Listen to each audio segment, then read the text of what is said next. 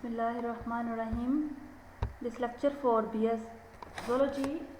Today we discuss Arman Takhtajan, also called Modern System of Classification. It proposed by Arman Takhtajan from Russia. Origin of in which they study the origin of angiosperm plant.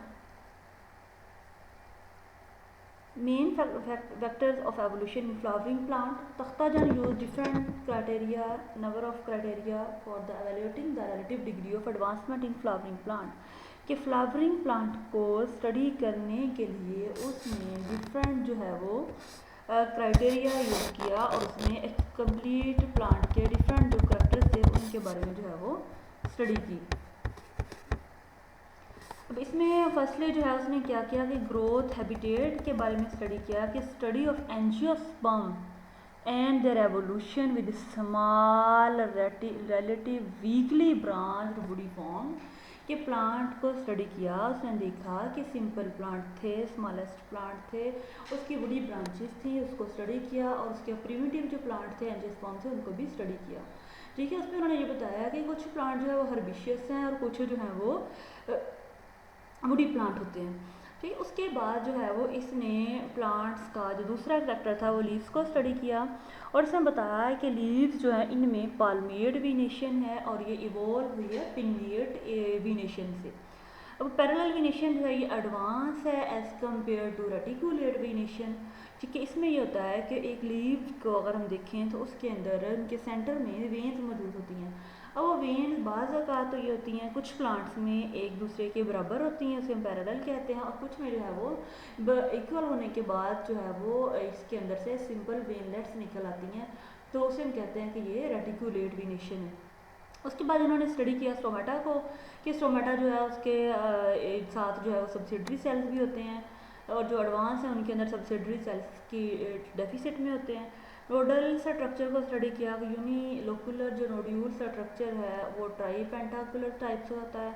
उसके अलावा इन्होंने good anatomy को study किया कि इसके अंदर जो है वो एवोल्यूशन की वेसल्स की एवोल्यूशन हुई है, स्क्लेरिफॉर्म और डिफरेंट परफोरेशन हैं, सिंपल सुराख मतलब होते हैं, होल्स मौजूद होते हैं। उसके बाद जो है वो इन्फ्लोरेसेंस को स्टडी किया कि जो प्लांट्स हैं उनमें अगर देखा जाए तो दो तरह से जो है वो इन्फ्लोरेसेंस है, साइमोस इन्फ्लोरेसेंस है, उसके अलावा जो है वो रेसमोस इन्फ्लोरेसेंस है।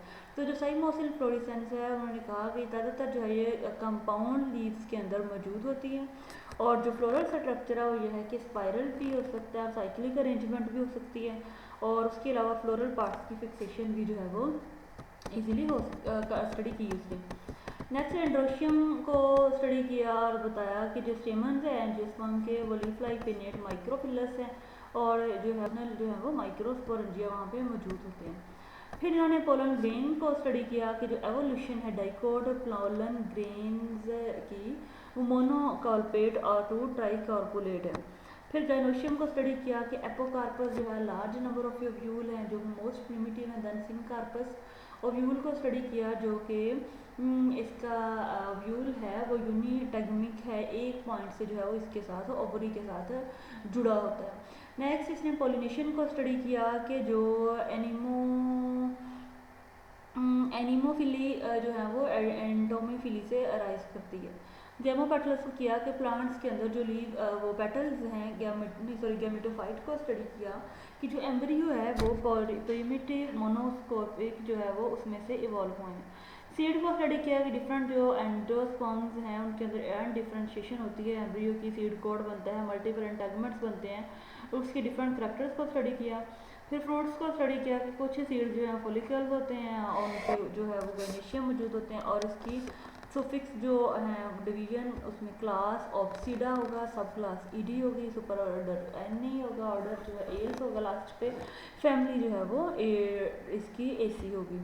अब उसके बाद डिफरेंट इनकी जो थी क्लासिफिकेशन और इसकी क्लासिफिकेशन की जो आउटलाइन है तख्ताजान क्लासिफिकेशन की उसमें इन्होंने ये किया कि जो एक क्लास थी डिवीजन थी मैग्नेलियोफाइटा उसमें 2 क्लासेस, 17 सब क्लासेस, 71 सुपर ऑर्डर, 232 ऑर्डर और 589 फैमिलीज़ को जो है वो स्टडी किया। दूसरी क्लास जो थी वो लिलियोप्सिडी थी। इसमें 6 सब classes, 16 super order, 57 order, 131 families को, और इनकी सब क्लासेस में लिलिडी, कोमेलिडी, एरिसिडी, एलिस्मेटिडी और ट्रिजुडी, एरिडी, ये सारी जो हैं वो इंक्लूड थी। अब इसके मेरिट्स भी थे और डीमेरिट्स भी थे। मेरिट सबसे पहले ये था कि इसने फाइलोजेनेटिक सिस्टम को भी साथ लेके चला, नोमेनक्लेचर बेस पे भी इसने स्टडी किया, और जो अर्लियर एंजियोस्पर्मिक प्लांट थी उन पे भी स्टडी किया, और जो इंट्रोडक्शन था डिफरेंट ऑर्डर लेवल पे, सब क्लास लेवल पे, उसको स्टडी किया।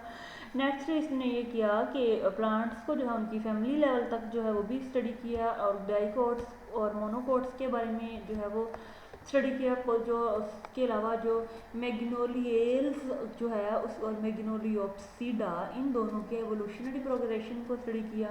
ठीक है, नेक्स्ट जो है वो बबल डायग्राम में डिफरेंट ग्रुप्स जो थे उनको सब क्लासेस और उनमें जो है वो डिवाइड किया।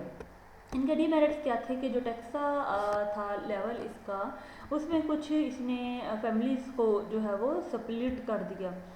उसके अलावा जो था कि ये क्लासिफिकेशन ओनली फैमिली लेवल पे थी, लेकिन प्लांट को हर्ब्स को आइडेंटिफाई करने के लिए इसके अंदर कोई सूटेबल करेक्टर जो है वो डिस्कवर नहीं किया, मतलब प्रपोज नहीं किया गया, स्टडी नहीं किया गया।